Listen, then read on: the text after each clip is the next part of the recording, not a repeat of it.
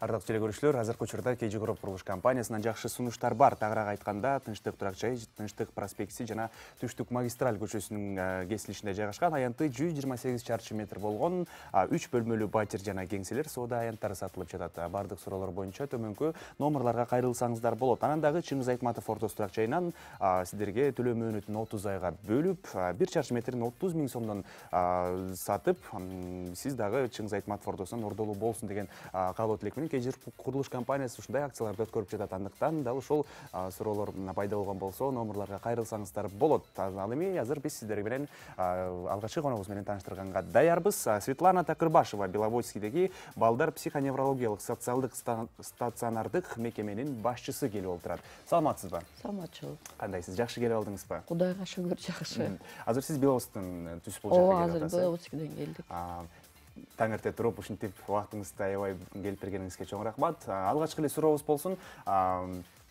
Сиздин мекеме менен KG Group курулуш компаниясынын байланышы эмнеде? Анан алгач качан кандай учурларда иштеш баштадыңар?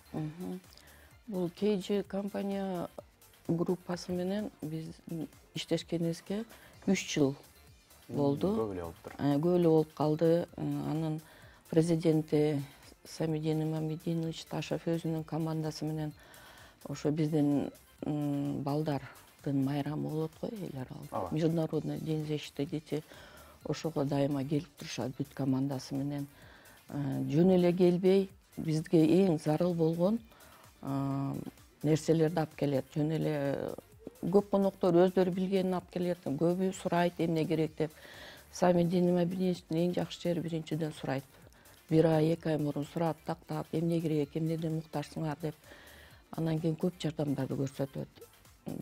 Биринчи келгенде ошо бизге абдан зарыл болуп жаткан производственный швейный машина керек болчу, ошо $1000 ошо машинаны алып келип, балдарга ар дайым келген сайын бүт командасын алып келет. Жаштардан турган команданы алып келип, замдары менен кошо. Алгач, мисалы, биринчи ирет кантип байланышып калдыңар? Алар өздөрү чалышты. Өздөрү чалып, алар да ошо телевизордон көрсө керек, массалык маалыматтардан окуса керек, социалдык түйүндөрдөн көрсө керек, өздөрү чалып, таанышып, анан кийин биринчи балдары келип, көрүп, биздин интернаттын анда интернат болчубуз. Жагдайы менен, балдар менен таанышып, иштеген кызматчылар менен таанышып, сүйлөшүп, анан биз менен кеңешип, анан ошондон башталганда, анан экинчи июнда келишет, алар дайыма биринчи июнда дагы башка көп коноктор келет. Ошон үчүн алар экинчи июнда келип, балдарга чыныгы майрам уюштуруп беришет, шоу программалуу келишет. Бүгүн тосуп аласыңарбы демек? Ооба. Бүгүн 2 ноябрда. Бүгүн келишеби? 2 июнда. 2 июнда. Түшүнүктүү. Биз сиздин бул жакка келериңизди билгенбиз. Биз дагы бошолуп, дал ошол сиз жетектеген балдар үйүнө барып келдик. Анан кубандырган нерсеси аябаганда жашоого, балдар жашоосунда ыңгайлуу нерселердин баарын түзүп бериптирсиз да. Бул аябаганда чоң жетишкендик деп айтсак болот. Анан сиздин оюңузча балдар баары бир баягы канчалык мүмкүнчүлүктү түзүп бербейли, балдарга баягы көңүл керек да. Анан биз барганда кадимкидей баягы балдар кучакташкысы келип, кубанып, ушундай бир эмоцияларды жаратты деп айтсак болот да. Анан кандай балдар сизге ушул келишет? Эми биздин аты айтып тургандай психоневрологиялык стационардык мекемеси, ошон үчүн мүмкүнчүлүгү чектелген балдар. Бизде азыр 214 бала камсыз болгон. Ал эми анын ичинде 80 бала ДЦП менен лежачий балдар деп коет, жаткан балдар, кыймылсыз ордунан тура албаган балдар, 40 бала эмгектеген балдар, 40 бала өтө терең акылынан кем балдар. Анан калган балдар импецильный группа деп коет, өздөрүн тейлеген, басып жүрүшөт, ырдайт, бийлейт, колдору менен бир нерсе жасайт. Аларга кандай жардам көрсөтүлөт? Эми аларга биздин минималдык стандарт негизинде мамлекет тарабынан бекитилген 6 услуга көрсөтүлөт да, социалдык услуга көрсөтүлөт. Бул биринчи социально-медицинские услуги, социально-педагогические услуги, социально-санитарно-бытовые услуги, медицинские услуги, социально-культурные услуги, социально-правовые услуги. Ушул 6 багыттан. Билишимче сабактарды дагы ошол жерде өзүндө Сөз жок. Ар бир сабактар группада кандай өтөт?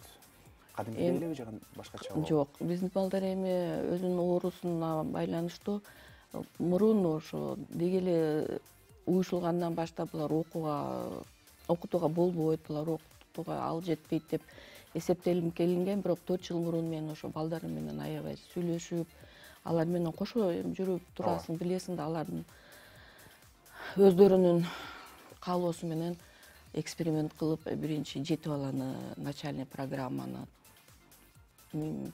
Министерство образованиядан, Соростон көп адамдар келип, атайын программа, специальный программа деп коет. Ошол программа менен окутуп көрдүк 1 жыл. Жакшы, Кудайга шүгүр, балдарым өздөштүрүп кетти. Андан кийин аларды көргөм, калган балдарыбызда акыл эси сакталган балдарыбыз да бар да, алар аз, бирок бар. Алар эже биз дагы окуйбуз, мама биз да окуйбуз, биз да деп уже 2 класс ачтык. Биздин штаттык эмеде расписанияда бирок алардын мугалимдердин акчасы төлөнбөйт, алар жок штатта.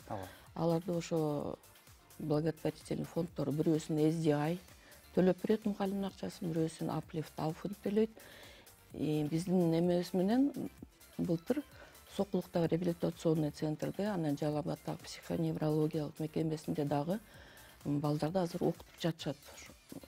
Андан кийин былтырдан бери еще без разговорный английский языкта киргиздик балдарга, себеби чет мамлекеттен көп коноктор келет. Алар менен эркин сүйлөшсүн деп, Кудайга шүгүр, балдарым азыр ой жакшынакай болуп эле өздөштүрүп атышат. Эң сонун. Айтыңызчы, сиз баягы көп жылдан бери бул жакта бурталмак бармакта иштеп келе жатасыз. Анан балдар эмнеден улам ушундай нерсеге кабылышат? Анан кандай учурлар менен ушундай балдарды алып каласыздар? Эми бул балдарды алыш үчүн бизде атайын ошо минималдык стандарттарда жазылган 14 пункттан турган эме бар, жолдомо бар. Эмне анализдер тапшырылат.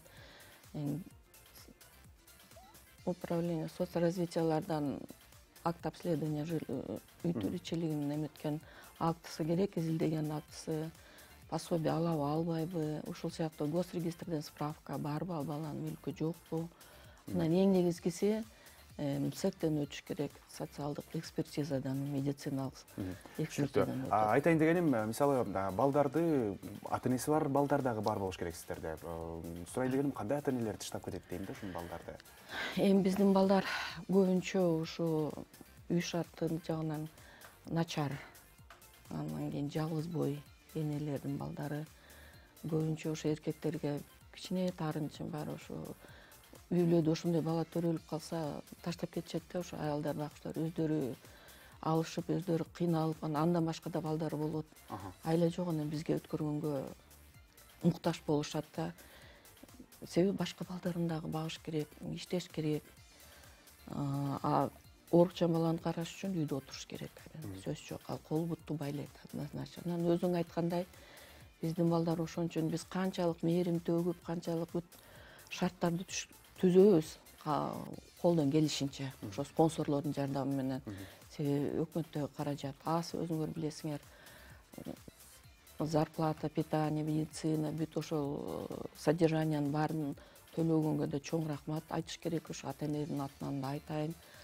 Бюджеттин тартыштыгына карабай ушунча чоң мекемелерди кармап келе жатат, бирок калганы дагы толтура муктаждыктар балдар үчүн муктаждыктары бар. Алардын баарын өкмөт каржылай албайт. Ошол учурда бизге спонсорлор көп жардам берет.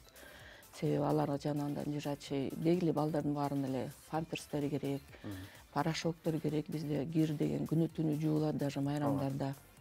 Анан ал балдар, ошо мен айтайын деген, окутабыз, билети шаарга ошо спонсорлор алып чыгат, ар кайсы жака барышат. Бирок эне атанын мээримин эч ким алмаштыра албайт экен. Мен өзүм ошо 9 жыл болду иштегениме. 100% айта алам, баары бир эне атасы, даже кеден кичине ичип келген аталар болсо дагы, 1 жылда 1 жолу келсе дагы ушунчалык сүйүнөт балдар. Ушунчалык жакшы көрүшөт. Мен кээде үйүнө жибергим да келбейт, себеби баягы келгенде балдар биз жакшынакай багабыз, жууп тазалайбыз, жакшынакай кийинтебиз. Анан үйүнөн келгенде баягы эме жакшы акыбалда келбей да калат да, анан боорум, жүрөгүм ооруйт, мен дагы переживать этем. А жибербей коеюн десем, баланын ата энеси тескерисинче биз ошо ата энелер үйүнө алып кетсе экен деп ошого аракет кылышыбыз керек да. Ооба. Өзү мен келгенде 260 ашык бала бар болчу. Азыр ошо ата энелер менен иштеп, жанагындай ар кандай дома семейного типа ошолорго балдарыбызды бир нерсе үйрөтүп, алар алып кетип атат. Ошон үчүн санын кыскартып келатабыз. Азыр эң жакшы дагы бир кабар болду. Бул үйүндө отурган ата энелерге, балдар өздөрү баккан ата энелерге чөлөк пул төлөйт экен. Уже ал ишке кирди. Ошого абдан сүйүнүп атам. Ушул көп жардам берип, дагы ата энелер алып кетет го балдарын үйүнө деп дагы айтам бир жолу. Ата энелер көп эле келеби негизи? Эми көп келет деп айта албайм. Бул эң оор маселе биздеги. Себеби көпчүлүгү мигранттар. Россияда иштеп жүрүшөт, Казакстанда, Турцияга кеткендер да бар. Алар ошол шартына жараша келе албайт. Эми туугандары келет, алар өзүң деле билесиң, ар бирөөнүн өзүнүн оокаты бар, өзүнүн балдары бар. Бир жылда бир келгендер бар, 2-3 жылда бир келгендер бар. Дайыма майрамдарда, балдардын туулган күндөрүндө келип турган бир 20дан ашык ата энелер, тууган уруктары бар, бирок алар аз. 200 баладан 10% десек болот. А документтер боюнча 90% балдардын ата энеси, туугандары бар.